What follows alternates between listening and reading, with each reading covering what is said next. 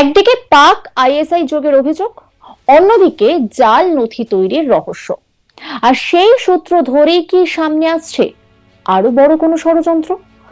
পাক ISI agent Rana Rauf ওরফে ওয়াহাব আলমের গ্রেপ্তারের পর একের পর এক নাম উঠে আসছে তদন্তকারীদের হাতে। এবার সেই তালিকায় তপসিয়ার যুবক জাফর শামস ওরফে সানি। রানা রউফের সঙ্গে তার যোগাযোগ ঠিক কতটা গভীর ছিল? শুধু বন্ধুত্ব, নাকি এর আড়ালে ছিল আরো বড় কোনো নেটওয়ার্ক? এমনকি বিজেপি নেতা শুভেন্দু অধিকারীকে টার্গেট করা কোনো পরিকল্পনা ছিল কিনা, সেই সম্ভাবনাও খতিয়ে দেখছেন তদন্তকারীরা।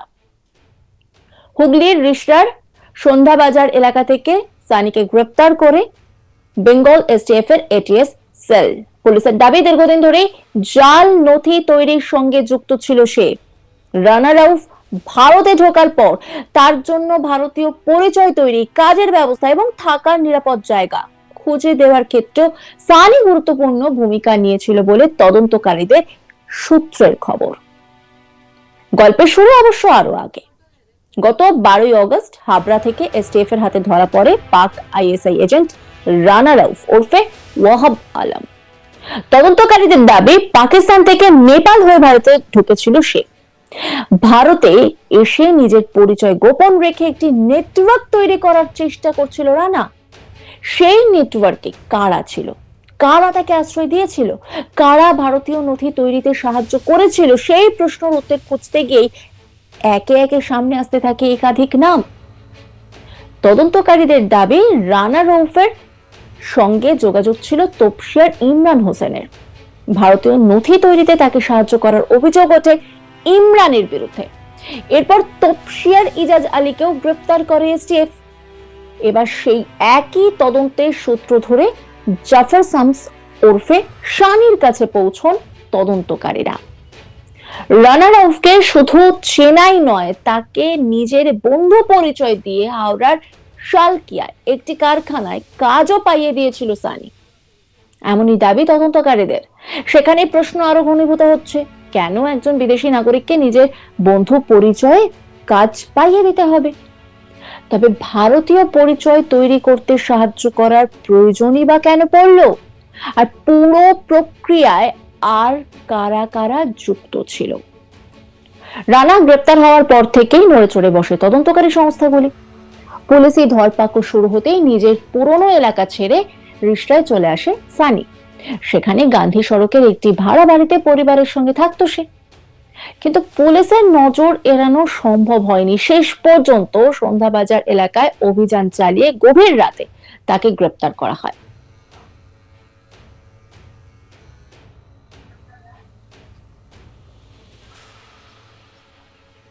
স্থানীয় বাসিন্দা বিকে কি বলছেন শুনুন। এই তো এইখান থেকে এসে এই দোকানে আসিনি, ও এসে একটু হেঁটে হেঁটে চলে এসছে, হাত ছিল জল পড়ে, এই দোকানে আসিনি, ওই গলির ভিতরে জল পড়ে অনেক লোক ওইখানে আছে। আসুন আসুন আসুন।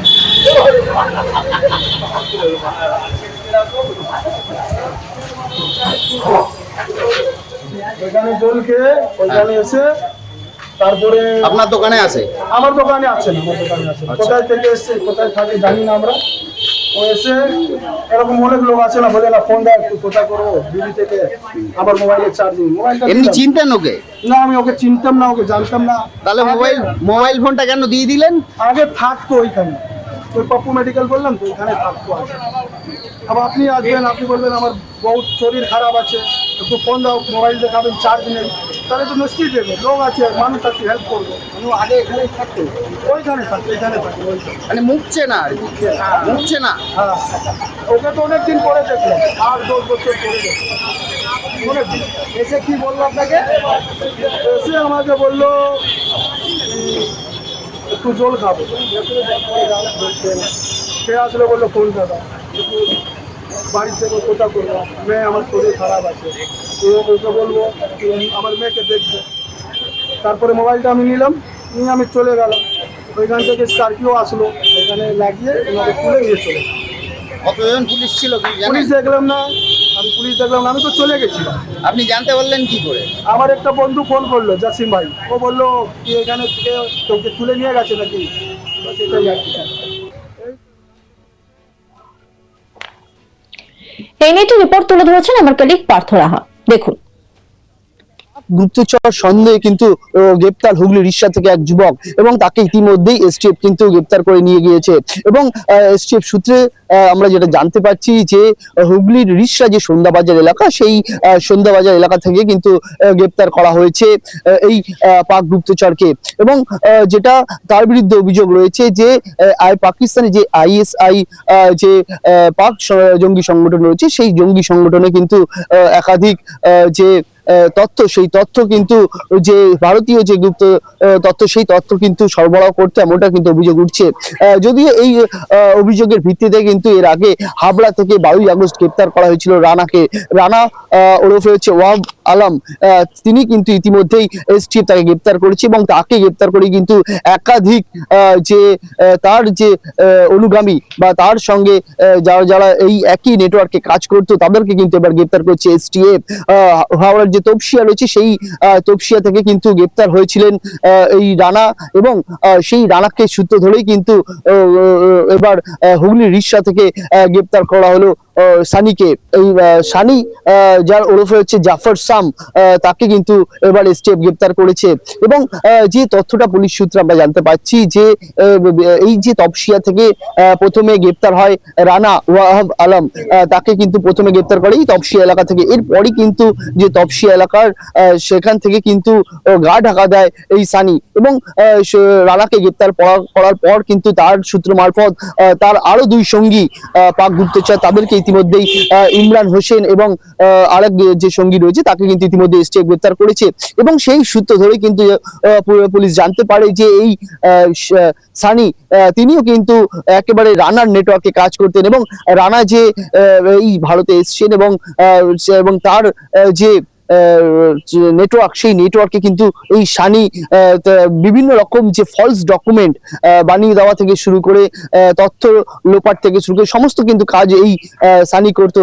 এবং এই সানিও কিন্তু তপসিয়ারই বাসিন্দা, এবং যখনই ধরপাকড় শুরু করে এসটিএফ, তখনই কিন্তু এই সানি সেখান থেকে পালিয়ে যায় এবং গা ঢাকা দেয় বিভিন্ন জায়গায়। এবং এদিন পুলিশের কাছে খবর ছিল যে হুগলির রিষ্যার উপর দিয়ে অন্য কোথাও গা ঢাকা দেওয়ার উদ্দেশ্যে কিন্তু সে রওনা দিচ্ছে, এবং গোপন সূত্রে খবর পেয়ে কিন্তু হুগলির রিষ্যায় জাল পেতে বসে থাকে এসটিএফ এর পুলিশ। এবং সেই রিষ্যার যে সন্ধ্যাবাজার এলাকা, সেখান থেকে কিন্তু পুলিশের জালে ধরা পড়ে এই সানি। এবং তার বিরুদ্ধে পুলিশ সূত্রে যে অভিযোগগুলো আমরা জানতে পাচ্ছি যে বিভিন্ন সংক্রান্ত, অর্থাৎ পাসপোর্ট থেকে শুরু করে আধার কার্ড, ভোটার কার্ড, অর্থাৎ যে সমস্ত পরিচয়পত্র ডকুমেন্ট, সেই সমস্ত ডকুমেন্ট কিন্তু জাল করতো এই সানি। এবং পাকিস্তান থেকে কিন্তু নেপাল হয়ে ভারতে প্রবেশ করেছিল, এবং সেখানেই কিন্তু সে তার যে গুপ্তচর বৃত্তি, সেই কাজ চালিয়ে যাচ্ছিল। এবং এই যে তিনি ধরা পড়েছেন হাবড়া থেকে, এর আগে কিন্তু তিনি ছক কষেছিলেন যে পেট্রোপোল হয়ে বাংলাদেশ পালিয়ে যাওয়ার, কিন্তু তার আগেই পুলিশের জালে সে এই রানা ধরা পড়ে। এবং তার মারফতে কিন্তু একাধিক পুলিশ সূত্রে আমরা এটা জানতে পারছি যে তার কাছ থেকে, যদিও সে তার নিজের যে ফোন, সেই ফোন ডিস্ট্রয় করে ফেলেছিল, কিন্তু তার কাছে থেকে কিন্তু কিছু নথি উদ্ধার হয়েছে, এবং সেখানে কিন্তু বাংলাদেশ, শ্রীলঙ্কা এবং পাকিস্তানের বেশ কিছু নাম্বার কিন্তু তার যে ডায়েরি, সেই ডায়েরি থেকে পুলিশ ইতিমধ্যে সংগ্রহ করেছে এবং তা খতিয়ে দেখছে। এবং যে বিষয়টা পুলিশ সূত্রে উঠে আসছে যে এই রানা, সে কিন্তু এই ভারতের বেশ কিছু যুবককে তার নেটওয়ার্কের কাজে লাগিয়েছিল, এবং বেশ কিছু যুবক কিন্তু বিভিন্ন যে তথ্য, সেই তথ্য তার হাতে তুলে দিত। এবং যেটা সূত্র মারফত জানা যাচ্ছে যে ভারতীয় যে নৌ সেনা রয়েছে বা ভারতীয় সেনাবাহিনী যারা রয়েছে, সেই সেনাবাহিনীদের যে গতিবিধি, সেই গতিবিধি কিন্তু তারা পাকিস্তানে সেই গোপন তথ্য পাচার করতে, এমনটাই কিন্তু উঠে আসছে তাদের সূত্র মারফত। এবং এই সানি যে গ্রেপ্তার হয়েছে, তার বিরুদ্ধেও কিন্তু বিভিন্ন অভিযোগ যেটা আসছে যে রানা হয়ে কিন্তু এই মেন লোক হিসাবে কাজ করতো। এবং এই রানা যখন পাকিস্তান থেকে নেপালে ভারতে প্রবেশ করে, সেখানে কিন্তু রানা কে সানি নিজের বন্ধু হিসাবে পরিচয় দিয়েছিল, এবং একটি কারখানাতেও তাকে কাজ পাইয়ে দেওয়ার জন্য নিয়ে গিয়েছিল। এবং গোপন ভাবেই কিন্তু তারা তাদের যে গুপ্তচর বৃত্তি, সেই গুপ্তচর বৃত্তি চালিয়ে যাচ্ছিল। 12ই আগস্ট কিন্তু হাবড়া থেকে এই রানাকে গ্রেপ্তার করে, এবং এই রানা ওরফে ওয়াহাব আলম তাকে গ্রেপ্তার করার পর কিন্তু তার কাছ থেকে একাধিক সূত্র যেটা পুলিশের কাছে উঠে আসে এবং তারা সেই সূত্র মারফতে কিন্তু এগিয়ে চলছে এবং এরা মূলত পাকিস্তানে যে আইএসআই যে এজেন্ট রয়েছে অর্থাৎ যে জঙ্গি সংগঠন, সেই জঙ্গি সংগঠনকে কিন্তু ভারতের হয়ে গুপ্তচর বৃত্তি করতো এবং সেই সমস্ত যে তথ্য, সেই তথ্যই কিন্তু তুলে দিত, এমনটাই সূত্র মারফত উঠে আসছে। পাশাপাশি পুলিশ যেটা খতিয়ে দেখছে যে 15ই আগস্ট যেদিন ভারতের স্বাধীনতা দিবস ছিল, এর আগে এরা কোন রকম যে ভারতের নাশকতার ছক কষেছিল কিনা বা কোন রকম যে অবৈধ কার্যকলাপ, সেই কার্যকলাপে ছক কষেছিল কিনা, সেই সমস্ত বিষয় নিয়েও কিন্তু পুলিশ ইতিমধ্যেই তা খতিয়ে দেখছে। তবে তপসিয়া থেকে কিন্তু একের পর এক এই রানার যে সাকরেদরা তারা ইতিমধ্যে গ্রেপ্তার হচ্ছে এবং এই সানিও কিন্তু তপসিয়ারই বাসিন্দা। যখন ধরপাকড় শুরু হয় তখনই কিন্তু এই সানি তপসিয়া থেকে পালিয়ে যায় এবং বিভিন্ন এলাকায় গা ঢাকা দিচ্ছিল এবং অন্য কোথাও পালিয়ে যাওয়ার ছক ছিল কিনা সেটাও কিন্তু পুলিশ ইতিমধ্যে খতিয়ে দেখছে। কিন্তু গোপন সূত্রে এটা খবর ছিল যে এই রিসরাজ সন্ধ্যাবাজার এলাকা, সেই সন্ধ্যাবাজার এলাকা থেকেই কিন্তু সে অন্য কোথাও পালিয়ে যাওয়ার একটা ছক ছিল এবং গোপন সূত্রে খবর পেয়ে কিন্তু পুলিশ রিসরাজ যে সন্ধ্যাবাজার এলাকা, সেই সন্ধ্যাবাজার এলাকায় কিন্তু হানা দেয় এবং তাকে সেটা থেকেই গ্রেপ্তার করে এবং এই যে সংগঠনের গুপ্তচর বৃত্তি হিসাবে যারা কাজ করছেন আর কারুর নাম উঠে আসছে কিনা সেই বিষয়ে কিন্তু তদন্ত চালিয়ে যাচ্ছে পুলিশ। পাক গুপ্তচর সন্দেহে অন্যান্য খবরে আপডেটের জন্য অবশ্যই নজর রাখুন আজ তাক বাংলার ইউটিউব স্ট্রিমিং এ। লাইক, কমেন্ট, শেয়ার এবং সাবস্ক্রাইব করতে ভুলবেন না।